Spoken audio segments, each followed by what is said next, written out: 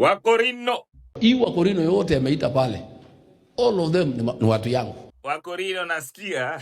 Wamenipigia asubuhi. Sema Rigiji tumeitwa pale tukachukue kitu. Tupatie ruhusa. Rigiji aliwaambia wakienda State House wasichukue chini ya 10,000.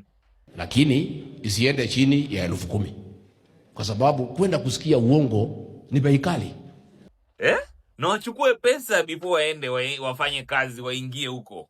Mupewe pesa kabla ya kuingia kwa basi. Nasikia baadaye bana Wakorino wamefungua bahasha. Sasa kufika pale watu yangu wamechengwa. Kwa gate wamekuta bahasha imewekwa. Na waambiwa wasifungue. Wakaingia ndani ibada kuanza. Sasa mmoja amefungua. Akakuta ni 1000 ngapi? 3. Wanapata 3,000. 3,000. 3,000 shillings. Ayaya. Ni mbaya. Ni mbaya. Ile pesa ya kukuja na kurudi na lunch. Wakorino wangu wameenda hasara ya 1,200.